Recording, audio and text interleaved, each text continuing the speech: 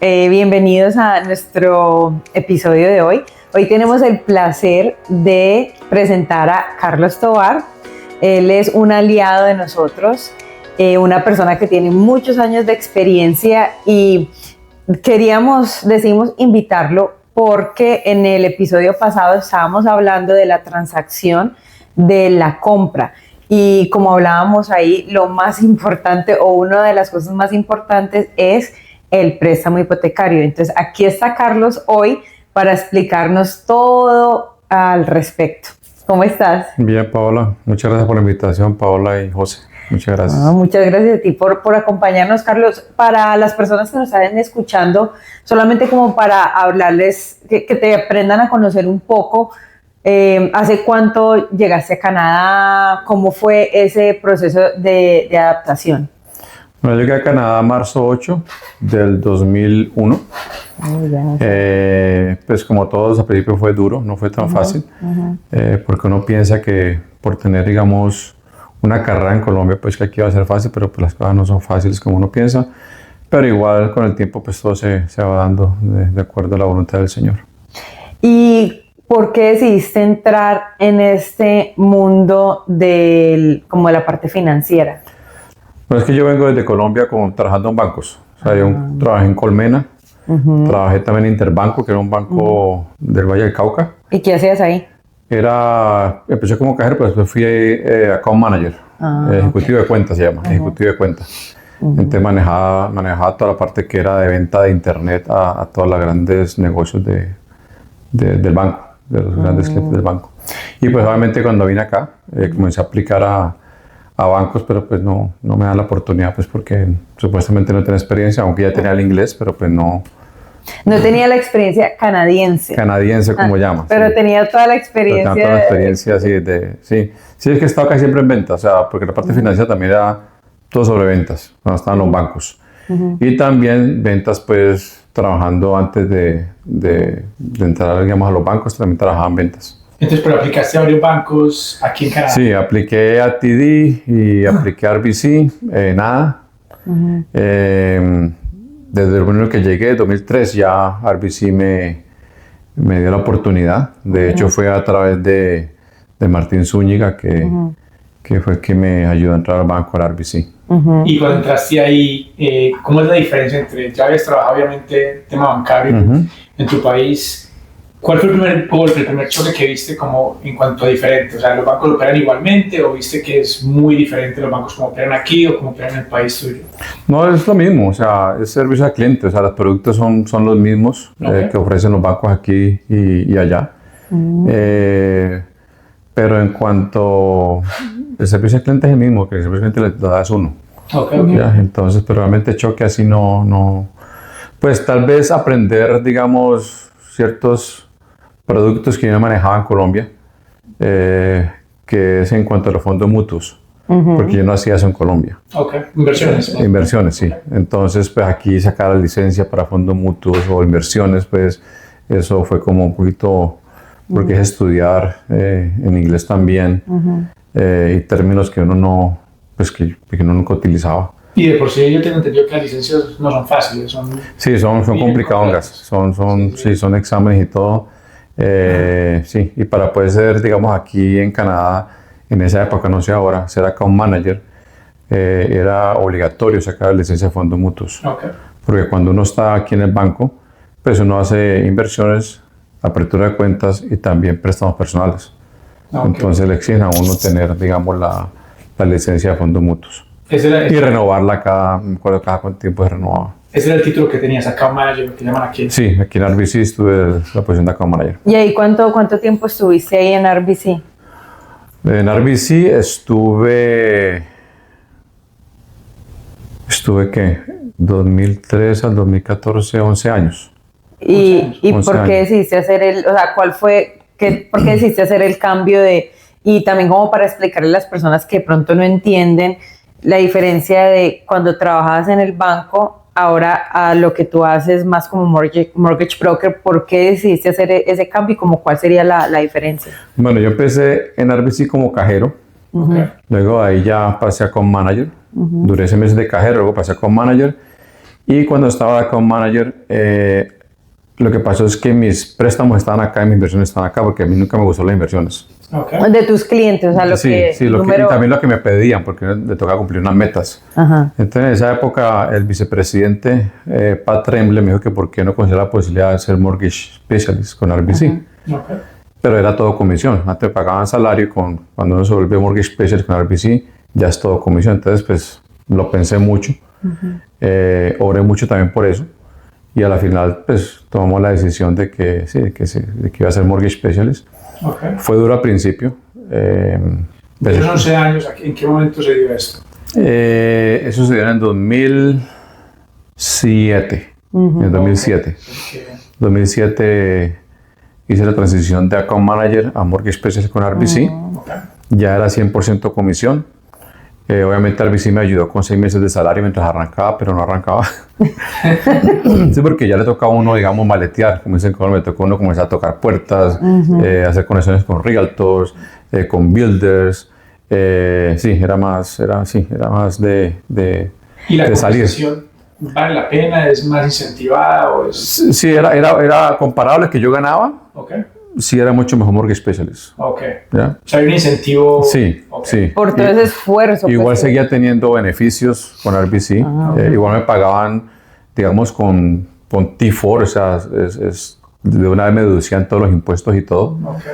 Ya en el 2014 hubo unos cambios que muchos de nosotros que trabajamos en la época con RBC no estuvimos de acuerdo.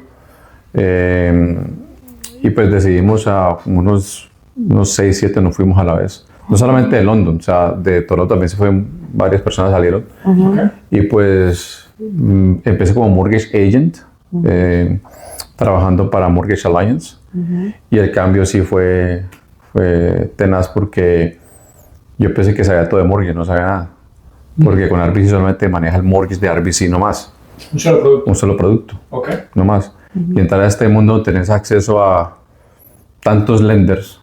Es súper importante que hagas un énfasis porque las personas cuando están pensando en comprar una casa, en mandar un mortgage, ellos piensan que un mortgage es lo mismo en cualquier parte. No. Digo que hay una cantidad de productos que pues todo el mundo puede tener un mortgage, pero hay muchos valores diferenciales en cada mortgage. Sí. Eso es lo que estás diciendo, ahora te abre un menú, Exacto. un banquete de posibilidades para los clientes. para los clientes. Sí, porque con RBC si se negaba, pues ya, o sea, de malas, perdí el cliente y pues obviamente no entraba el ingreso a la casa, que es comisión, ¿cierto? Pero ya siendo, digamos, mortgage agent, porque ya soy mortgage broker, también hice la transición a ser mortgage broker. Okay. Entonces, tener acceso a tantos lenders, o sea, en ese momentico tenemos 57 lenders, entre tipo A, tipo B y privados. Okay. Entonces tengo opciones para los clientes. Y no solamente, digamos, un cliente no califica en el lado A, te lo mando al lado B porque tiene mal crédito o diferentes circunstancias. Okay. Pero solamente en el A yo le puedo al cliente shop around. ¿Cómo se dice shop around? Como buscar la mejor opción para el cliente. Antes era solamente RBC y lo que RBC ofreciera en cuanto a precios. Y unos parámetros que si se salen esos parámetros. Exacto, ya no califica. Carlos, cuando tú dices A, B, A se refiere a bancos como Scotia o como... Sí, los bancos tipo A, en Canadá trabajamos con bancos, credit unions y financieras. Okay. ¿Ya? Entonces, bancos, trabajamos con TD, con BMO, con National Bank, con Scotia Bank.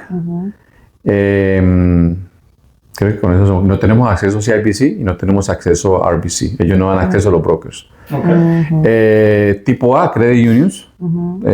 Todas las credit unions que hay en Ontario, porque las credit unions son legisladas por la provincia. ¿Ya? O sea, como Meridian, Libro, de Jardins, First Ontario Credit Union, Your Neighborhood Credit Union, o sea, todas esas credit unions. Y también hay financieras que son A, ¿ya? Y esas financieras también ofrecen B a la vez, ya como First National, RMG, RFA, está MCA, está MCAN, o sea, son un mundo de... Pero, ¿cuál es la diferencia entre A y B? Ok.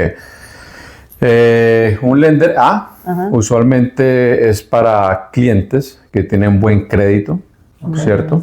Que tienen buen ingreso, que su ingreso da, digamos, para la capacidad de endeudamiento para poder pagar la hipoteca.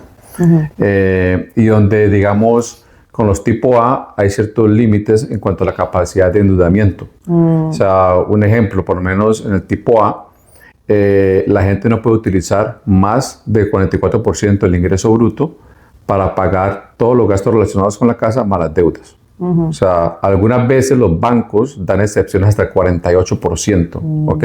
Algunas veces. Tatiana, expliquemos un poquito eso a la audiencia. Básicamente, si tú te haces X dinero mensual o anual, ¿cierto? Ellos no te permiten más del 45 al 48%, de 44 a 48. De 44 a 48. O sea, que si estás por encima de eso, no calificaría. Ya no califica. Entonces, ¿qué pasa? Entonces, nos vamos para el lado B. Que ya el interés ahí sería un poquito más... El interés es un poquito más alto y el lender usualmente cobra el fee al cliente, como del 1% al 2.5%. ¿Okay? Tipo B, ¿ok? Exacto. Ahora, una aclaración. Cuando es tipo B, obligatoriamente tiene que colocar el 20% de cuota inicial. Es obligatorio. O sea, no hace secure mortgage. No hace excepciones. O sea, no secure mortgage no existe en ese tipo B. No hay mortgages, digamos, asegurados o insured mortgage, no hay. No hay. Insured mortgage es solamente en el lado A, tipo A. no más. O sea, 5%. De 5 al 19.99%. Sí, exacto. Tipo B ya se quita eso, 20%. Un poquito más de riesgo porque obviamente el cliente también tiene un poco más de riesgo para la institución financiera. Sí, porque en el tipo A, cuando la gente coloca menos de 20% de cuota inicial, son mortgages que son asegurados por 3 compañías, sea CMHC, Sagen y Credit Guarantee. Se me olvidó, Canadian Guarantee, creo que es. Se me olvidó. Bueno, son esos 3, ¿cierto? Entonces, ¿qué pasa? El riesgo es compartido entre el banco y la aseguradora. ¿Cierto?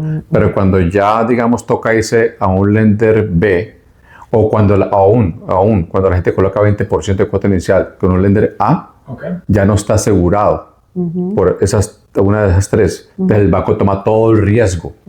Por eso es que a veces cuando la gente coloca, digamos, en el lado A 20% o más, la tasa es un poquito más alta, porque el banco toma todo el riesgo. 100%. Cuando es asegurado, la tasa es más bajita. Que es súper chistoso que tú digas, porque una vez dice, estoy poniendo menos plata y me da mejor interés. Exacto, sí. Y estoy poniendo más plata y el interés me da peor, pues porque la otra es asegurada. O sea, exacto. Hay un seguro que se está pagando. Que si la persona no paga, exacto. La asegura. O sea, eso es súper importante porque la gente a veces no entiende eso, o sea, como que no hace sentido, pero cuando tú le explicas de esa manera ya uno entiende el por qué. Sí, exacto, porque es que sí, o sea, el riesgo compartido. Es como un joint venture en una inversión, es una inversión compartida.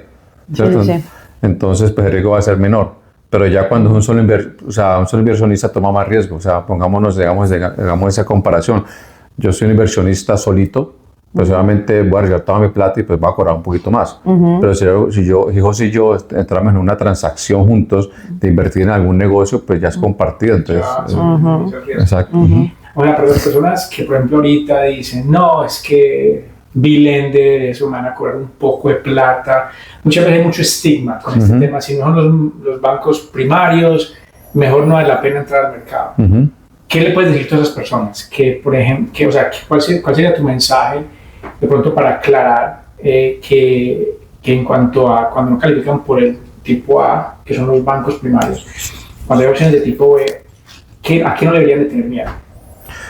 A la transacción como tal, no tenerle miedo, porque son cosas que son temporales. O sea, el lado B es algo que es temporal, no es para siempre. Es mientras la gente soluciona su crédito o mientras la gente tiene más ingreso. Entonces, siempre tenemos una salida, una estrategia de salida. Exit strategy siempre tenemos nosotros, porque la idea es que el cliente no siempre esté en B, porque le va a salir siempre costoso, porque sí, es más alta la tasa de interés, el fee que hay que pagar también, pero o sea, que no tengan miedo, porque es algo, primero les ayuda a poder llegar a donde quiere llegar, que esté en una casa. Primero. Segundo, es como le da un tiempo para mejorar ya sea su crédito o su ingreso. Es un tema transitorio. Exacto, es temporal. ¿Ya? Y después lo graduamos. A ese cliente lo vamos a graduar, te lo pasamos, digamos, al lado A, eso lo vamos a graduar, una graduación que el cliente tiene. Tú tienes que hacer con las estrategias que tienen que Exacto, implementar. sí, nosotros educamos a los clientes. No solamente o sea, lo que digo a mis clientes, una transacción la puede hacer cualquier persona que lo meta al sistema y te dice aprobado o negado. La diferencia es que nosotros damos, digamos, el advice al cliente, lo aconsejamos en cuanto qué tiene que hacer. ¿Qué tiene que hacer para llegar a ese punto? Puede que ahorita no califique ni con A ni con B, pero igual no quiere decir que lo vamos a abandonar o suerte, no, o sea, no me sirve porque no, o sea, todo cliente es válido, ¿cierto? Porque tal vez hoy no puede, pero mañana va a poder, entonces es educarlo y me va a tener que hacer esto y esto y esto para que llegue a ese punto. ¿Se te ha presentado circunstancias en las cuales, por ejemplo, un cliente llega y dice, está empecinado en que quiere comprar casa, lastimosamente no ha construido, ya sea un tema crediticio, unas finanzas bien organizadas, y se mete con un lender que le va a cobrar demasiado, que tú mismo puedes decir que pues, relativamente no le conviene en este momento hacer la transacción. O sea, tú de pronto puedes decir, no, pues yo la hago porque es lo que quiere el cliente, pero ¿cómo manejas tú esa parte entre decirle al cliente, como tú dices, la parte educativa es súper importante? ¿Cómo manejas tú decirle al cliente, mira, tú te puedes meter en esta transacción, pero te va a costar demasiado dinero y a lo mejor a la larga no vale la pena? ¿Has tenido ese tipo de situaciones? ¿O? Sí, los he tenido, no son muy comunes. Los he tenido y yo tengo una responsabilidad ante el cliente, ¿cierto? De aconsejarlo, ¿cierto? Y la verdad, no he tenido muchos de esos casos. De esos, puedo decir, por unos, en todo ese tiempo que he hecho, que son 20 y pico años de hecho de hipotecas, he tenido para ir unos 3 o 4. Uno de ellos sí le dije que yo no lo iba a hacer, porque es que es que no me daba, o sea, decía, o sea, es que no daba. Los otros sí les tocaba hacerlo, pero más porque iban a perder la casa. Es que depende, cada caso es diferente. Sí, porque no todo es como compra. No todo es como compra, entonces sí también lo he hecho. Un tema de refinanciamiento, sí. Subieron. De hecho, el que quería era una compra. Le dije, yo no me siento cómodo haciéndolo y yo no lo voy a hacer, ¿cierto? Entonces, a veces, pues, el señor se molestó un poquito, pero pues, o sea, y de hecho sí lo hizo. O de otro lado y pues pasaron cosas ahí que me di cuenta que igual no lo discutiré acá ahora, pero sí también en cuanto a refinanciación a veces nos toca porque va a perder la casa. ¿Nos puedes explicar de pronto para la gente que no conoce ese término? Porque no sé, yo en Colombia no lo veía como muy común ese tema, como que porque uno quiere es como que pagar su casa y ya, y no piensa como que vení, yo saco dinero para de pronto comprar otra. ¿Nos puedes explicar como ese término de refinanciación qué significa? Hay 3 productos que son compra o purchase, refinanciación o refinance y el straight switch o transferir. Entonces, en cuanto a la refinanciación, ¿qué es? Es sacar, ¿cierto? Yo tengo una casa y tengo una hipoteca sobre esa casa. Tengo un patrimonio, un equity sobre esa casa, ¿cierto? Entonces, la gente tiene la opción, ¿cierto? De sacar algo de ese patrimonio de esa casa, de ese equity, ya sea para dar un payment de otra casa o para comprar otra casa cash, ¿cierto? Ya sea para pagar deudas, para renovaciones de la casa o para gastárselos en dulce o como quieran, ¿cierto? Que esa plata le pertenece al cliente. Eso es lo que llama refinanciación. ¿Okay?Igual pues también tiene que calificar. ¿Okay? Tiene que calificar. La casa también tiene que tener equity. Exacto. Tiene que haber cierta ganancia. Sí. Ahora, una cosa para aclarar es que en Canadá eso cambió hace ya varios años. Lo máximo que la gente puede refinanciar es hasta el 80% del valor de la casa. ¿Okay? Si una casa de mercado hoy cuesta 500,000. De 80 serán 400,000, 80% de 500, 400. El mortgage son 300. Te puedo sacar 100 de equity, ¿cierto? Para invertirlo o sí, lo que el cliente quiera hacer. ¿Ya? Eso es lo que llama refinanciación. ¿En qué costos incurre la persona cuando está en una refinanciación? ¿Cuáles son los costos que la persona que quiere refinanciar tiene que tener en mente? Costos legales. ¿Por qué? Porque se va a cambiar el valor del mortgage y toca registrar el mortgage nuevamente, ya sea con otro lender o con el mismo lender porque se va a cambiar el monto, y también costos legales y el avalúo de la propiedad. un avalúo. En muchos casos el avalúo es waive, no lo cobra, no hay que hacerlo, dependiendo del lender. Porque muchas veces el sistema acepta el valor que uno coloca en el sistema. Pero si no pasa, entonces toca hacer el avalúo y una persona tiene que ir hasta la casa. Ahora, hay unos bancos o unas financieras que cubren esos gastos. Pero no todos, exacto, o sea, como incentivo. Y también algunos bancos dan, digamos, un cashback también, dependiendo del monto del mortgage, ¿ya? Como para incentivar a ganar el negocio. Esos profesores tienen una idea de qué significa esos montos. La parte del abogado fluctúa entre $1,500 a $2,000. Sí, más o menos.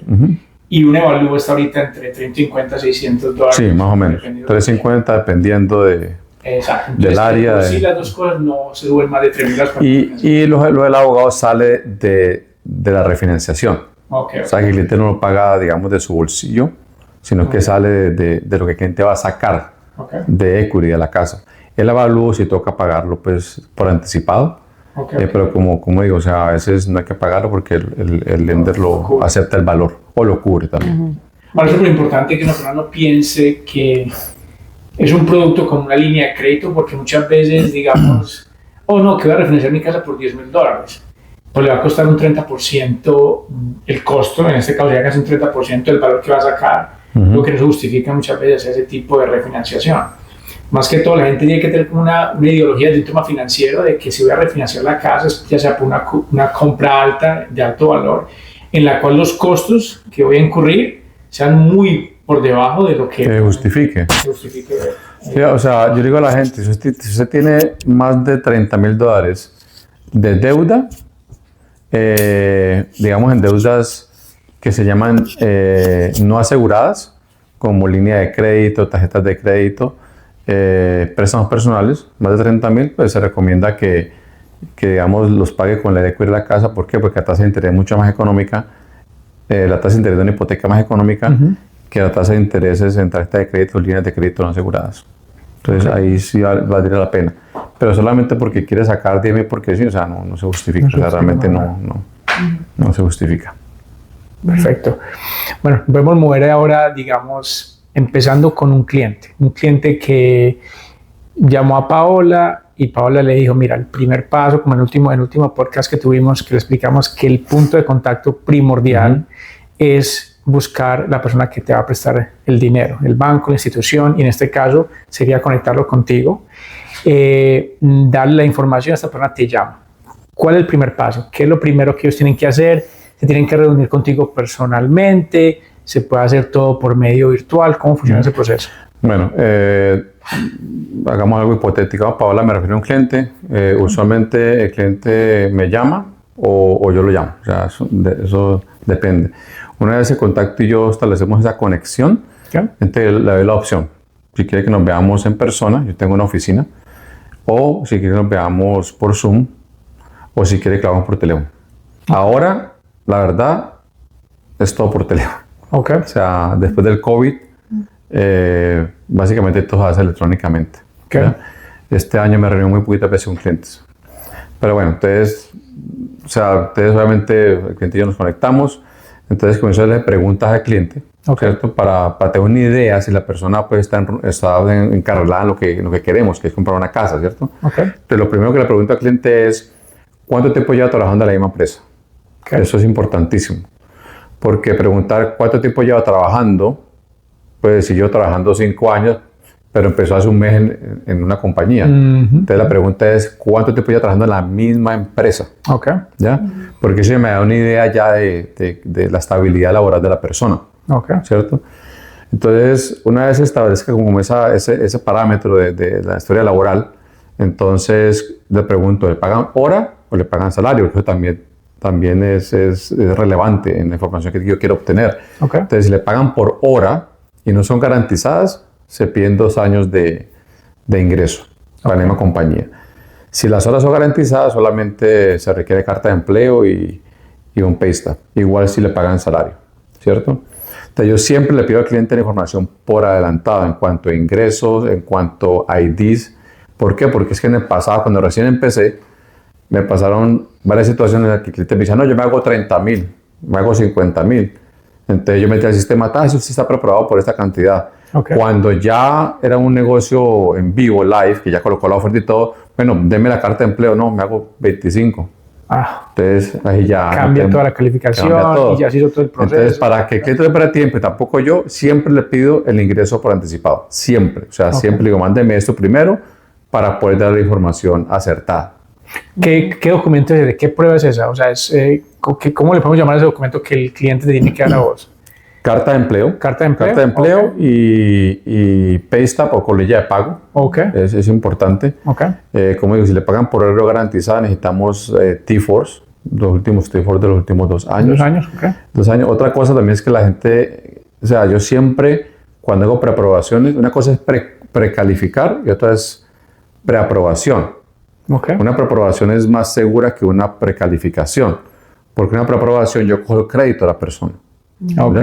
Y eso es lo que me gusta hacer a mí, porque el cliente me dice, no, es que yo no tengo deudas, y cuando cojo crédito está endeudado o tiene problemas de crédito, pagos atrasados, entonces yo siempre el cliente necesito coger crédito.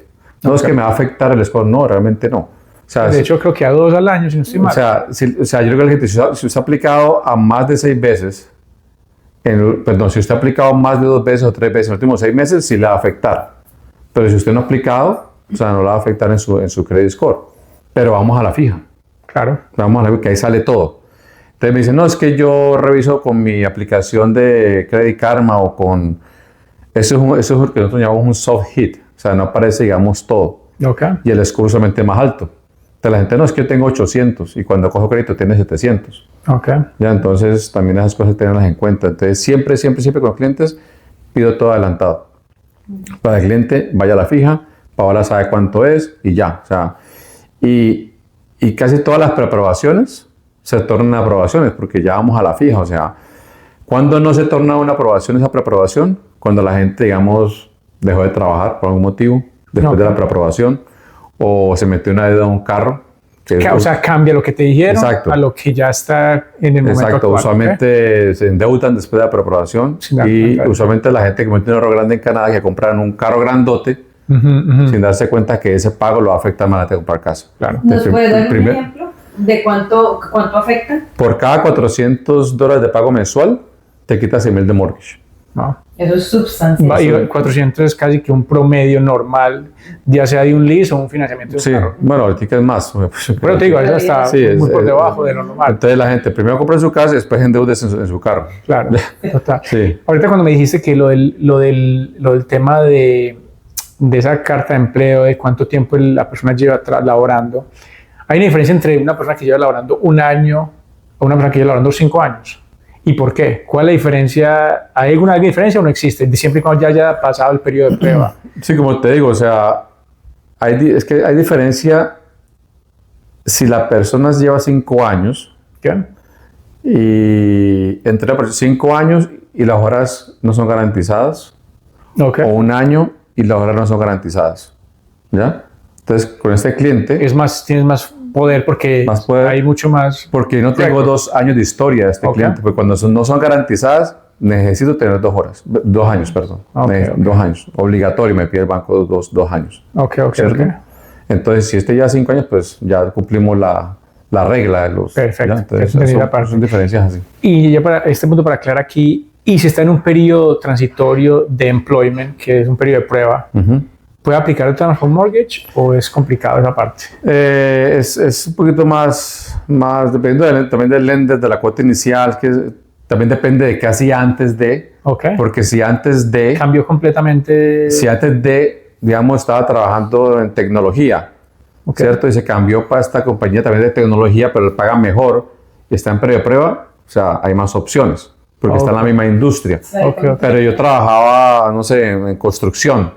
Pero es que estoy trabajando, estudié y a ti qué voy a hacer, no sé... farmacéutica. Entonces ya, pucha, o sea... Hay más riesgo. No está en la misma industria. ¿Ya? Entonces eso, hay que considerar, o sea, nunca decimos que no hasta que no tengamos el caso pues a frente, o sea, con todo, digamos, el picture, como se dice en inglés, de cliente. O sea, Carlos, que todos los documentos que vos pedís es basado en tu experiencia y también eso es lo que te pide a vos el banco. Exacto, O sea, no es que vos inventaste, ve, pásame esto. O sea, no, es los requisitos para poder conseguir esa hipoteca y muchas veces puede ser un poquito abrumador porque yo entiendo que, ay, ahora de dónde me saco el T4, el que no, o sea, son muchos documentos que uno tiene que de verdad conseguir, pero pues sin eso no se puede. O sea, es parte del proceso. Sí, porque es que eventualmente, ya sea ahora o después, me tiene que dar los documentos. Entonces yo prefiero pedir todo de una y ya el cliente no se preocupa de nada. ¿Ya? Lo que me tocará pedir, digamos que pasaron 4 meses o pasaron 3 meses, si un pay stub reciente, porque pues no puede ser más de 30 días de viejo el pay stub, pero eso sería lo único, pero ya tengo todo en el file, ya tengo todo, o sea, el cliente ya, porque eventualmente, o sea, si ahora o después me tiene que dar los documentos y estamos yendo a la fija. Ok, entonces básicamente es ingresos, deudas, que vas a chequear tú por medio del reporte, el score, credit score, ¿qué más sigue ahí? ¿Qué otra cosa? No, se mete todo el sistema. Obviamente le explico al cliente en detalle lo que es una compra, los gastos iniciales, los gastos mensuales, la diferencia entre hipotecas aseguradas, no aseguradas, convencional, no convencional, seguro del gobierno, o sea, le explico todo. Ok. Una vez ya estamos ok, entonces realmente hablamos con Paula, Paula está preparada por tanta cantidad y ya pues Paula comienza a mostrarle casas al cliente y una vez pues ya el cliente encontró la casa que le gustó. Entonces Paula me manda la oferta, el listing, y ya se envía al banco y la aprobación se demora 24 a 48 horas. Tengo una pregunta basada en esos ingresos. Ingresos que no sean muy comunes, que de pronto a nuestra audiencia le gustaría escuchar, que de pronto ellos no piensan que están considerados ingresos. No sé si hablamos, por ejemplo, del disability o ya el retiro o el child support. Estos ingresos, ¿cuáles de estos ingresos que normalmente no son income, no son ingresos por medio de un trabajo laboral, pueden servir también para obtener una calificación? Se puede usar el CCB, el Child Tax Benefit. Se puede utilizar el CPP, Canada Pension Plan. El All Age Security se puede utilizar. ¿En su 100% o en porcentaje? En su 100%. Ahora, el Child Tax Benefit se puede hasta los 15 años, 16 años, más o menos se puede. De edad de los niños. Bueno, el WSIB, siempre y cuando tengamos la carta que diga que lo va a recibir hasta los 65 años, o hasta cuántos años la gente lo va a recibir, ¿cierto? El ODSP es más complicado, porque el ODSP, Ontario Disability Pension, eso también entra a revisión, es como si estuviera en Ontario Works. El ODSP también, el cliente tiene como una case worker y también tiene que rendir cuentas de esa plata, entonces es un poquito más complicado, pero se puede hacer también. ¿Ontario Works calificaría? Ontario Works no califica. No, ese sí no calificaría, pero ODSP sí. ODSP sí calificaría, dependiendo del lender, depende de la cuota inicial también. Perfecto. No, súper importante porque muchas veces las personas nos dicen, no, es que no me da con mi trabajo, pero muchas veces tienen 3, 4 hijos y sabemos que el beneficio ayuda bastante. Otro ingreso que tiene en cuenta es ingreso de renta. Una propiedad de renta también se utiliza. Una persona que tenga propiedad de renta se puede utilizar ese ingreso de renta también como ingreso para la aplicación. Excelente. Súper bueno que tocaste el tema, ya que hablamos obviamente de la parte residencial, personas que están buscando una casa para vivir y todo esto. Ahora brinquémonos a ese aspecto de inversión. Cuando ya viene una persona a decir, bueno, me gusta la propiedad raíz, ya compré mi casa y estoy aquí con el tema, he hablado con Paola y siempre está Paola con los videos diciendo propiedad de inversión. ¿Cómo funciona eso ya desde un punto de vista del lender, de la persona que puede prestar dinero para una inversión, no para tu casa, sino para ya una inversión? Bueno, primero tener en cuenta 20% de cuota inicial. No importa, eso es lo mínimo que necesitan. Es lo mínimo, o sea, se requiere 20% de cuota inicial. Las tasas de interés son un poquito más altas, aunque puede ser un negocio A, es más alta que si fuera a comprar una casa para vivir o una segunda casa. ¿Ya? Para que un miembro de familia viva ahí. Entonces es obligatorio 20% de cuota inicial. No puede ser, student housing se puede hacer, pero con lenders B o lenders, digamos, especiales, yo lo llamo. Pero lenders A, student housing, no lo consideran. No lo consideran porque es más riesgo, porque rentan, los student housing es que rentan por cuartos Sí. y usualmente la vuelven nada. No, y tengo entendido yo que el Landlord Tenant Board no entra a participar de ese tema, es completamente diferente. Diferente, totalmente sí, es diferente. tiempo completo. Entonces, sí, o sea, propiedad de rentas, o sea, 20% de cuota inicial, igual debe calificar. Explícanos esa parte, o sea, entonces ahora, ¿qué debe calificar? Igual como debe calificar en una propiedad para vivienda. Sí, Okay. igual, pero se tiene en cuenta el ingreso de renta de esa propiedad. Lo que va a generar Lo que está generando, lo que va a generar, porque Ok. puede que esté rentada ya y el que la va a comprar asuma los tenants, Ok. ¿cierto? Los arrendatarios. O si no está rentada, entonces se hace un avalúo con se llama market rent, que hace el evaluador.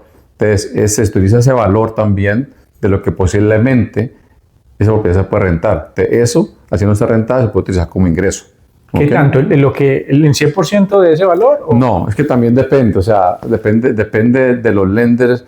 A veces solamente utilizan 50% del ingreso de renta, Ok. otros utilizan el 80%, otros el 85%, hay unos que utilizan 100%, o sea, cada lender Mira, es pero es diferente. súper bueno eso que estás diciendo ahora porque lo que hablamos ahorita cuando empezamos esta charla de que tú dices que ser un broker te da acceso a todo este menú y ese banquete de lenders para que tú precisamente le encuentres a un cliente el perfil que necesita, donde no te limitas. O sea, muchas veces si te estás dando una mano en un banco, en una institución, estás muy limitado. De pronto el banco dice, no, nada más te podemos absorber el 50% Exacto. de esa renta.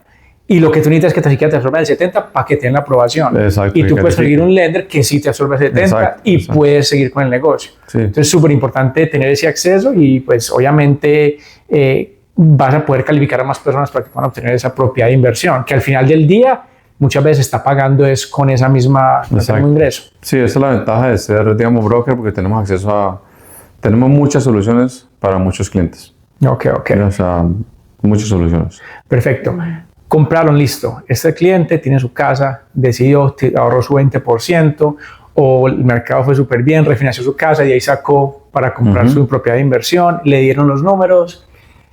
La segunda casa, ¿qué pasa cuando ya va a comprar la segunda casa de inversión? Si hace la misma evaluación, se dice, bueno, esta casa está generando tanto, se está pagando sola, o sea, se sigue el mismo proceso también. Igualito, el Ok. proceso.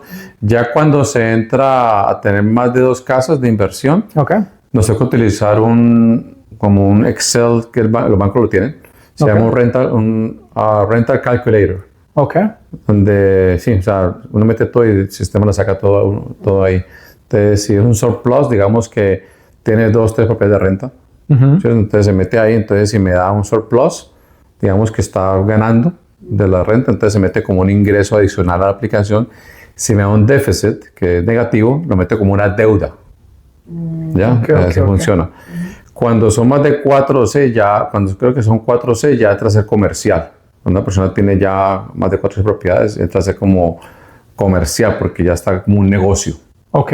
¿Ya? Entonces, a ver, aclaremos entonces ahí. Entonces, anteriormente, esas primeras 2 propiedades están todavía bajo la categoría de residential mortgages, mortgages residenciales. Exacto. En el momento en que ya empiezas a evaluar 3 por encima de 4, ya es commercial mortgage. Sí, porque ya es como un negocio. Ya es todo un negocio, ok. Y así sea la casa del mismo tipo, no importa. No importa. Ya es el número que has tenido, entonces... Exacto. Y pues ya en ese caso la gente comienza a tener como whole companies, ya empiezan a meter que ya es otra cosa estructura más compleja. Bueno. Sí, pero... Perfecto. Este cliente continúa creciendo y de un momento a otro, ¿en qué momento el lender ya no mira el ingreso de esta persona para una propiedad de inversión? ¿Cuándo sucede eso? ¿O sucede en algún momento? No, siempre se tiene en cuenta el ingreso, digamos, de la persona más el ingreso de renta. O sea, siempre se tiene en cuenta ese que califique, pero como digo, o sea, hay bancos que van hasta 6, otros bancos solamente aceptan 4. Ya más digamos, un cliente que quiera comprar un apartment building de 20 unidades. No, eso ya es comercial. Exacto. Totalmente comercial. Totalmente comercial. Y yo no hago comercial. Lo podría hacer, pero no lo hago. No lo hago, pero lo refiero dentro de Mortgage Architects, lo refiero al departamento comercial. Esa es otra categoría ya. Otra categoría, ellos lo hacen, se encargan de todo. Sí, mi nicho es residencial y renta, sí, pero hasta cierto límite. Ok. Porque lo podría hacer, pero es más complejo. Ok. Pero he escuchado muchas veces que en ese aspecto, ya cuando es comercial, ya ni te miran a ti si tú te haces X plata, está más bien como Sí, calificando la propiedad. Es totalmente diferente. Ok. Es totalmente como lo califican, o sea, es más complejo. Ok.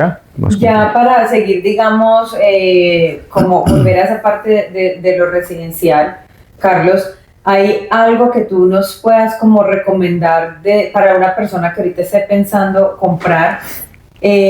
Digamos, ¿qué cosas no debería estar haciendo que le pueden afectar? Ya hablamos de meterse en una deuda de un carro. Hay otra cosa que tú puedes ver, que tú dices, ay, esta persona aquí cometió un error porque hizo esto antes de comprar. Lo que más veo es que, o sea, lo que recomiendo a la gente es que no utilice o que el balance de las líneas de crédito o tarjetas de crédito no sea más del 50% del límite. Ok. ¿Ya? Porque si están al máximo, lo ven como que está viviendo de crédito, utilizando mucho crédito. También que no aplique a mucho crédito. O sea, hay una misconception, Sí, un mito. Un mito. Un mito. sí, un mito de que entre más tengo, mejor mi crédito. No, o sea, tenga una tarjeta de crédito, dos y ya, y listo. Ok. No tiene que utilizarlas, téngalas ahí. ¿Cierto? Ok. Y ya, ahora si los utiliza, no se vaya hasta el tope, hasta el límite. Ok. Porque eso le afecta a la calificación de crédito. ¿Ya? Otra cosa que le digo a la gente es que a veces también pasa que ni que es culpa de los clientes, ni que es culpa de ellos, que cancelaron, digamos, la cuenta con Rogers o con Fire o con esos celulares y con un balance pequeñito. A veces eso pasa mucho, de 50. No, yo no voy a pagarlo porque es que no es mi culpa, yo no sé qué, lo mandan a collections. Ok. No, yo no voy a pagar eso porque no es mi culpa. Páguelo y después se ocupa de resolver eso. Sí, porque eso le está afectando. Porque le está afectando. Sí, ¿Ya? no ¿Qué, se da cuenta qué crédito, o sea, qué número de crédito, cuál es el score que relativamente ¿El ideal? no, el que no califica, No, es que yo he hecho... que tú digas que, mejor dicho, por debajo de esto, casi que imposible O sacar. sea, yo he hecho en esto, todo ese tipo, el 405 tenía la persona. ¿405? Pero fue, o sea, 405 era la segunda bancarrota que tenía. Yo no sabía que tenía una segunda bancarrota, porque no aparecía ahí, pero el banco, ellos tenían forma de saber. Cuando me dijeron, yo no tenía ni idea. Sí, pero igual, o sea, una persona que estaba refinanciando. Ok, y le dio. O sea, el banco, fue un prestamista privado. Ok. El banco o este señor, esta empresa, estuvo dispuesta, ¿cierto?, a hacerlo, porque sí, una situación de perder la casa. Entonces, el loan to value, lo que iba a prestar de la casa, era menos de 65%, no era mucho riesgo. Entonces, sí, fue un crédito no muy bueno. Se ayuda al cliente. La razón por la que te hice esa pregunta es porque muchas personas están sentadas pensando y dicen, no, yo la embarré con Rogers. Y nosotros queremos encourage a las personas, les queremos motivar a que siempre pregunten, siempre exploren, siempre se entren con el profesional, a que les diga por hecho de que en este momento no es factible. No asumir de que porque tú piensas de que no, que mi crédito está muy por debajo, está muy malo y eso no van a calificar, te pierde una oportunidad. Tú nunca sabes, realmente uno nunca sabe qué producto existe en ese menú que tú tienes, en el cual le permite a la persona acceder a una situación en una casa. Pero digamos que en ese ejemplo que habla Carlos, esa persona ya tenía una casa y estaba haciendo una refinanciación. Entonces digamos que ya había un mueble donde ese prestamista podía poner una deuda ahí, ¿cierto? Sí, tenía seguridad. Tenía una seguridad. Ya si fuera una persona a comprar, ya con una bancarrota y con un crédito de 400... Pues se podría hacer por el lado privado, sí se podría, si tiene 20%, o sea, buscamos opciones con diferentes... Pero te digo, exacto, Okay. Siempre es motivar a las personas que se asesoren con el profesional, que el profesional les diga no, o les diga, mira, estas son las opciones, son los riesgos, y ya en esos parámetros que ya tomen una decisión. Hay otro producto que la gente no conoce mucho, que hay varios lenders, no son muchos, son como 2 o 3 con los que yo trabajo, ¿no? Puede que haya más allá afuera, donde no piden nada de ingreso, no piden nada de documentos, pero Buenísimo. toca colocar 20% de potencial. No, y otro producto. Y la tasa de interés es cara. Ok, O sea, hablando a hoy, pues tampoco ni es tan cara, porque es como el 6.8%. ok. O sea, no está tan mal, pero el fee es como 3%. Ok. ¿Ya? Pero ese fee se lo aumentan a mortgage. Está cap, como se dice, o sea, se lo O sea, no te aumentan. toca sacarlo del No, bolsillo. no. Te es una opción para la gente que no tiene, o sea, puede que tenga ingreso, pero no me califica. Entonces, estos bancos dicen, no, o sea, hagámoslo bajo el No Doc Program, no documentos, y se aprueba y ya. Y otro, Carlos, que una vez hicimos ese negocio que yo me quedé, Carlos es un mago, que fue que el cliente no tenía mucho para la cuota inicial y tú le conseguiste para la cuota inicial y también para hacerle el préstamo. Préstamo hipotecario, un Eso préstamo. se llama el Flex Down Program. Se llama el Flex Down, que es legal, bueno, donde la gente puede coger down payment de una línea de crédito o de una tarjeta de crédito, o sea, pero ese pago de esa deuda que está utilizando para la cuota inicial, tengo que tenerla en cuenta en las deudas. Sí, que eso ya es como si estuviera a utilizar ese cupo. Exacto. Ok. ¿Ya? Pero sí, o sea, está la opción, se llama Flex Down Payment. Ok. Se llama donde la gente puede prestar la cuota inicial Y meterse a... y sí, exacto. Increíble. Sí, también está ese programa. Imagínate, no tiene que tener, o sea, no poner de su bolsillo. Exacto. Sí debe tener obligatorio los costos de del cierre. cierre. Obligatorio, que es el 1.5% del valor de la casa. Ok. Pero si es el primer comprador, va a ser menos porque va a ser un rebate de land transfer tax. No, eso. Carlos, ve, sácame una duda que yo vi un TikTok hace como un año y medio y hablan mucho, los bancos, las instituciones financieras tienen un producto que se llama Home Equity Line of Credit, Oh, ok. Ujú. ¿cierto? Y este TikTok decía, si tú te pones una Home Equity Line of Credit, entonces lo que tú haces es, todos los principios de cada mes, tú metes la plata ahí, ¿cierto? Digamos que, qué sé yo, la hipoteca o lo que va a ir va a ser un monto de $3,000, a ti te pagan $5,000 y tú todo lo metes a la línea de crédito. Y después gastos personales también los empiezas a sacar de ahí, pero como que al hacer eso tú terminas pagando mucho menos interés porque estás pagando la línea de crédito. Es un producto que se llama Manulife. Okay. Se llama All in One, algo así es que se llama. Ok. No estoy muy familiarizado con ese producto, la verdad, porque no lo manejo. Ok. Tengo acceso a ese Manulife, pero no lo publicito mucho. Ok. ¿Ya? Porque para mí es que la gente siempre está endeudada con ese producto. Porque utiliza línea de crédito. Y ahí entra el pago o algo así. Es que O sea, la disciplina tiene que ser... Sí, tiene que ser... o sea, que que la tienes clara Sí. y no lo vas más a utilizar. Exacto. Porque yo creo que las premisas del producto es decir que como el interés está calculado diariamente, si hay días en los cuales hay menos monto para calcular, te estás ahorrando interés. Sí. Entonces, a medida que ya va pasando el mes y va utilizando, obviamente al final del mes ya otra vez se ocupa nuevamente. Sí, ese producto me da, pero no estoy muy familiarizado con el producto, la verdad. O sea, la verdad no estoy muy familiarizado. Pero explica qué es una Home Line of Credit, ¿cómo es ese producto? Pues o sea, cada banco lo llama diferente. O sea, ese Manulife que estás hablando, Sí. pues es solamente de ellos, ¿ya? Pero también es lo que dice José, es lo que llama HELO, que es Home Equity Line. Cada banco lo llama diferente. O sea, Scotia lo llama STEP, RBC lo llama Homeline, TD lo llama HELOC, ¿cierto? Entonces, ¿cómo se maneja?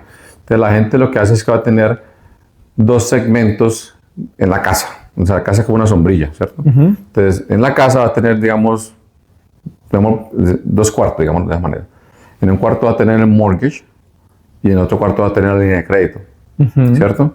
Entonces, el mortgage pues, lo paga normal, o sea, como paga un mortgage uno, ¿cierto? Pero aquí tiene una línea de crédito que está asegurada con la casa, que está en la misma casa, es un cuarto de la casa, ¿cierto? Entonces, esa línea de crédito, si no la utiliza, no paga nada. Ahora, el interés aquí es variable. O sea, siempre la tasa de interés de línea de crédito es variable, siempre. ¿Ok? Siempre. Entonces, si no utiliza, no paga nada. Si utiliza, paga interés solamente de lo que ha utilizado y depende del cliente se abono a capital. Lo que el límite, por ejemplo, el límite aquí son 50, empieza con 50.000, ¿cierto? Okay. Pero yo estoy pagando mi mortgage. Okay. El balance del mortgage va bajando. De lo que yo voy bajando, Va el mortgage, en el otro lado. el límite se va incrementando. O sea, el equity que vas construyendo en tu Se me casa va aquí. se te va añadiendo en tu línea de crédito. O sea, que es como un colateral. Exacto. No quiere decir que tengo otra deuda acá, no. Si no lo utilizo. Uh-huh. Pero si lo utilizo, obviamente, eso es muy común ahora y yo la recomiendo mucho. ¿Por qué? Porque, o sea, el cliente dice, no, es que no quiero que otra deuda. Le digo, no, o sea, no es deuda si no utiliza. ¿Por qué? Porque es que hoy trabaja, ¿cierto? Mañana puede que se trabaja, necesita plata. Total. Y para no va, crear una y ya aplicación no va a nueva. calificar. Oh, y no va a calificar porque no tenemos ingresos para calificar. Entonces, la tiene ahí. Pasa una emergencia, pues pucha, tengo ahí donde sacar para mercar o algo, ¿cierto? Entonces, yo la recomiendo siempre que la tengan porque ayuda, ya sea para inversión también. Sí, claro, para ayudarse por ya sea reformas o para préstamos de down payment y cosas así por el estilo. El momento en que se cancela, digamos, por X motivo, llega el momento en que ya el mortgage, digamos, si sacas un mortgage por 5 años y vas a refinanciar o vas a pasarte con otro banco, me imagino que eso se cancela completamente la línea de crédito. Al tú mover ese mortgage a otro banco, obviamente la línea de crédito no se la van a mantener ahí porque era como un colateral, cierra, clalar. Se cierra, pero entonces se hace con otro banco también que tenga el mismo producto. Okay. Otra cosa que yo recomiendo a la gente que digamos que son mortgage free, que no tienen hipoteca en la casa, es que cojan una línea de crédito, un equity line, porque eso evita fraude. ¿Ya? ¿Por qué? Porque es que ahorita se está viendo mucho fraude a nivel nacional, pero más en Ontario, donde las personas que hacen ese fraude se meten a los sistemas a ver qué casa está free and clear, sin deuda, y meten un préstamo y el que tiene que darse cuenta. O sea, con un préstamo de esa casa, no sé cómo lo hacen, y la gente le pone un lien a la casa. Le pone un lien a la casa y la gente es sana, la gente no sabe. Entonces, pero si tiene línea de crédito asegurada, el banco no se daría cuenta de ya se da cuenta. Siempre le digo al cliente, si está free and clear, no es otra deuda, o sea, es una línea de crédito. Porque no la utiliza. No, lo que vos decís es súper importante, uno nunca sabe qué pueda pasar. Y vos tenés ese acceso a capital inmediato, porque es inmediato. Inmediato. Es una garantía grandísima. Es más, yo creo que la línea de crédito es uno de los productos que es más difícil de calificar en un banco. A ti primero te suelta una tarjeta de crédito que una línea de crédito. Sí, es más. Porque no tiene colateral. Exacto. Pues, sí, no es lo máximo que los bancos prestan, en mi época, no sé ahora, son 50,000 no asegurados. Ok. En esa época, no sé ahora. Cuando más de 50,000, tenía que ser asegurado con ya sea con inversiones o con casa o lo que fuera. Carlos, para las personas que, digamos, la primera vez que van a comprar una casa o que quieran hacer un refinanciamiento, tus servicios, ¿cómo son? O sea, ¿ellos tienen que pagarte algo o...? Okay. No, nosotros no cobramos nada a los clientes. A nosotros nos pagan los bancos directamente. ¿Ya? Okay. Nosotros no cobramos nada a los clientes. Ahora, en casos particulares que dijiste ahorita en cuanto a que si es un B-lender o algo así, que tienen que pagar un 1%. Ese sí lo cobra el lender. El lender, ok. No lo cobramos nosotros. No lo cobramos nosotros. Okay. Lo cobra el lender por el riesgo. Okay. Que tampoco entiendo a veces por qué cobran si es como colocar al cliente en vez de ayudarlo como que pero sí, la gente va a preferir o esperar o sí, pero pues eso ya es del lender. Sí. Pero es una opción también que el cliente tiene para no esperar, ¿cierto? Okay. Pero nosotros no cobramos nada en la oficina, no cobramos ningún fee, nos paga el lender directamente a nosotros. Bueno, y como para dejar como a nuestra audiencia un poquito enterada del mercado, ¿nos puedes dar como una perspectiva en cuanto a tasas de interés? ¿Cuál es tu visión? ¿Dónde ves que las cosas se están dirigiendo? Claro que es difícil saber realmente y tener una visión clara de para dónde van las cosas, pero como una proyección basada en lo que has visto y basada en con lo que tú trabajas diariamente, ¿para dónde va esta industria de la propiedad raíz y esta industria de financiamiento y de refinanciamiento? ¿Cómo ves tú el panorama por los próximos de 3 a 5 años? Pues el mercado real estate en Canadá siempre se ha movido. O sea, siempre ha sido una industria que ha estado en movimiento. Ha habido momentos en los que así ha estado, bueno, en el 2008, con una recesión bastante grande. Ahora estamos viendo un poquito de eso. No estamos totalmente en recesión todavía. Pero sí, digamos, los precios de las casas han bajado comparados a hace un año, pues ustedes saben de eso. Lo que estoy viendo es que la gente está muy endeudada ahora. Entonces la gente está refinanciando mucho para pagar deudas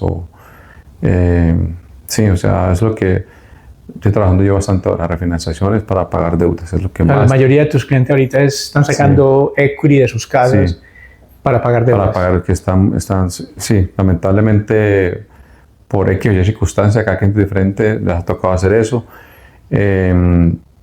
Y en cuanto a tasas de interés, pues el Banco de Canadá ayer redujo la tasa de ellos que afecta a la Prime, porque la Prime bajó, estaba a 4.95, ahora está en 4.7 la Prime, que tiene que ver con las tasas variables de las hipotecas. Se espera que el próximo año vuelva y baje. No creemos que haya más recortes este año. En octubre 29 hay otra reunión del Banco de Canadá. Es que todo depende del momento en que se hace el anuncio que ha pasado antes. O sea, un mes o 2 meses antes en cuanto a la inflación, la tasa de desempleo, lo que pasó con las tarifas también de gobierno de Estados Unidos contra Canadá. Son varias coyunturas que tienen que tomarse en cuenta. La gente piensa que cuando el Banco de Canadá anuncia un cambio en la tasa de interés de ellos, ya sea para arriba o para abajo, que le afecta a la tasa fija. No, eso no tiene nada que ver. O sea, coincidencialmente algunas veces ha pasado que las dos pasan a la vez, pero no tiene que ver que porque la variable subió o bajó, entonces la fija también pasa lo mismo. No, no tiene nada que ver. Entonces, los días que el Banco de Canadá hace el anuncio, recibo muchas llamadas. ¿Y qué pasa con esta tasa? No pasa nada porque la tasa es fija, no es variable, ¿cierto? Entonces, tasas variables, no creemos que este año haya más reducción, pero sí que mantenga estable lo que está en este momento. El Banco de Canadá está a 2.5 la tasa del Banco de Canadá, lo que hace que la Prime esté en 4.7. Tasas fijas tienen que ver con el mercado de bonos. Nada que ver con cómo se calcula la tasa de variable. Las tasas fijas han estado estables ahorita. En un momento que subieron hace como 6 meses en 5.34. Ahorita estamos hablando de 3.99%, que es una buena tasa a 5 años. Se espera que bajen un poquito más las tasas fijas, pero todo es coyuntural, o sea, es muy difícil saber. Es muy difícil saber. O sea, el cliente a veces me llama, no, ¿cuál es la mejor tasa que me puede dar hoy? ¿Cuándo comprar? En 6 meses. O sea, ¿de qué vale que llegue la tasa hoy? Sí, o sea, porque la tasa se garantiza por 3 meses o 120 días, 4 meses. Lo máximo que se puede garantizar. Entonces el cliente, no, ¿cuál es la tasa hoy? Y no está listo para comprar, entonces no hace diferencia. Igual se la digo, ¿no? Pero igual le digo, no va a hacer diferencia porque pues, no sabemos qué va a pasar más adelante. Pero si las tasas han bajado, sí, a lo como estaba. O sea, hubo un momento en el 2020 que las tasas estaban, yo hice mortgages a 1.3, hice yo. 1.9. Ahorita ese cliente robando está viendo 3.99, 4.1%. O sea, un bajón bastante en la época del COVID, de 2020, 2021, las tasas estaban bajitas. 2024 comenzaron a subir, 2025 estuvieron un poquito por arriba, ya estaban otra vez bajando. Entonces todo es coyuntural. ¿Cómo veo yo? Que la industria sigue moviéndose. No pasos acelerados como vimos hace unos años que estaban sobre oferta, la gente comprando casas por más de lo que realmente costaba, pero sigue moviéndose a su paso, a como tiene que ser, ¿ya? De acuerdo a lo que está pasando ahora. Sí, es súper importante que las personas entiendan también que muchas veces las instituciones financieras, los bancos o los lenders hacen la mayor parte del trabajo para dejarles saber si están aptos para entrar a una inversión de ese calibre o no, porque relativamente ellos ya hicieron todo el análisis y ellos se cubren en salud, porque muchas personas piensan que los bancos, el objetivo es nada más poner mortgages. Ellos lo que necesitan es que las personas puedan pagar esos mortgages. Si no, sería un mal negocio para ellos. Entonces, cuando una persona realmente tiene su aprobación y tiene esa capacidad de endeudamiento, siempre y cuando se mantenga en eso que fue el análisis que se hizo y no se sobrepase a pagar Exacto. 100 o 200 dólares por encima, porque tiene 100 o 200 mil dólares guardados y los meten más en la propiedad, evitan tener esos inconvenientes que el día de mañana sube la tasa y pueden fácilmente perder las casas. Es que lo ideal, cuando digamos que son lo ideal, ¿no? Pero no pasa, es si son dos personas trabajando en la misma casa, aprobarlos con un solo ingreso, o sea, lo ideal. Para que otro ingreso siempre sirva Sí, pero no pasa. de colchón. Pero no pasa. No, y sobre todo mucho menos ahorita que Menos ahora, todo está carísimo también. este mercado se disparó. Todo está carísimo. Pero sí será lo ideal, pero pues lo ideal a veces no es lo que es. Carlos, como para ya ir cerrando, ¿qué consejo? Porque yo creo que muchas personas que nos ven de pronto son personas que sí acabaron de llegar. Tú ya eres una persona exitosa, llevas más de 20 años en esta industria. ¿Hay algún consejo que tú les puedas dar, unas palabras de aliento, algo que tú les puedas dar, compartir, que de pronto ha sido clave en tu éxito? Estar abierto a todo, estar abierto, no cerrarse, ¿cierto? Ser muy disciplinado, tener objetivos claros, no desanimarse, porque cuando uno recién llega se desanima muchísimo. Yo lloré mucho cuando vine acá, un golpe muy duro, pero es no desanimarse. O sea, seguir luchando por los sueños que uno tiene, seguir perseverando, ser muy disciplinado, demasiado disciplinado. Es como que y rodearse de gente que realmente le ayuda a crecer. Ok, y tres, gente que le ayuda a crecer. súper importante eso, y tres cosas como accionables que alguien puede empezar desde ahora. Recién llegó, apenas le dieron el estatus para proyectarse a que lo califiquen el día de mañana para una casa. Cosas que deberían empezar a hacer desde el día de ahora. Mucha gente hasta se demora un resto de tiempo en abrir una cuenta bancaria, sacar una tarjeta de crédito. ¿Cuáles son las tres cosas que tú dices? Mira, si tú llegas a estas tres cosas, empieza a trabajar estas tres cosas, que es lo que en cuestión de 3 a 5 años te va a permitir tener una capacidad de que te permita dar una... Importante, crédito. Eso es lo primero que diría la persona. O sea, saque crédito. Un carro sirve, pero no sirve mucho. Sirve más que tenga crédito de tarjetas de crédito o línea de crédito. Porque es que un carro, cuando el banco lo ve, es un colateral. Entonces, si no lo paga, pues el banco se coge. Pero cuando el banco ve que tiene una tarjeta de crédito o línea de crédito, no es asegurado, lo está pagando. O sea, los bancos lo ven bien. Entonces, primero tener crédito en Canadá. O sea, saque crédito. Si no tiene crédito, que eso pasa, hay bancos que dan tarjetas de crédito que son aseguradas. Aseguradas, o sea, te pones el monto. O sea, das 500 de depósito y te dan 500 de límite y al año te devuelven los $500, ¿cierto? Entonces, tener crédito. Segundo, pagar a tiempo siempre todo. Así sea recibo del teléfono, del celular, páguelo a tiempo. No se atrase. Siempre a tiempo. Tercero, pues trabajo, obviamente, trabajar. O sea, trabajar y que Nosotros vemos un panorama muy interesante, sobre todo en parte del trabajo, que muchas personas y nosotros les tratamos de enfocar esto, que estos países son países de crédito.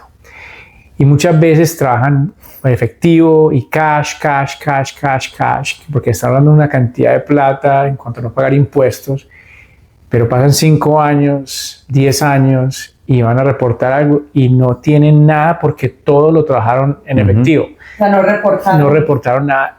Ese panorama, ¿cómo se cumple en este aspecto? O sea, tú lo ves como que se están metiendo un balazo en un pie porque realmente el día de mañana pueden tener $100,000 bajo el colchón, pero ni les prestan 200. Porque simplemente el banco no ve esa trayectoria de pagos y ese ingreso que tú dices.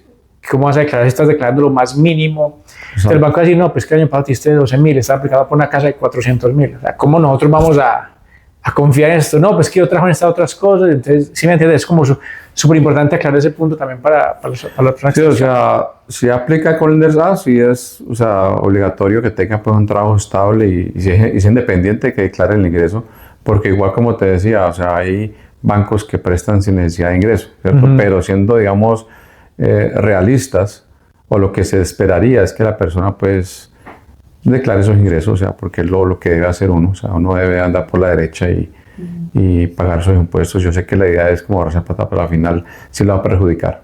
Lo va a perjudicar porque los bancos siempre miran el ingreso de la persona. Si el ingreso que la persona hace está declarando es suficiente para cumplir con la obligación de la hipoteca. Perfecto. Bueno, Carlos, muchas gracias. Muchas gracias por la invitación. Vamos Muchas a dejar gracias, toda tu información en la descripción, pero si porfa nos puedes decir cuál es tu celular para que la gente lo escuche. Okay, mi teléfono es 519-494-2221. Okay. Y la oficina está localizada en Commission Universidad de Adelaide, donde queda Servicio Ontario en el primer piso, unidad 108. Listo. Perfecto. Bueno, muchas gracias. Muchas gracias por la invitación. Para Muchas todas gracias. las personas que nos escucharon, muchas gracias por escucharnos y esperamos que este episodio les haya traído valor. Aquí con Carlos nosotros trabajamos juntos muy a menudo y nosotros confiamos mucho en él. Así que gracias por escucharnos. Muchas gracias.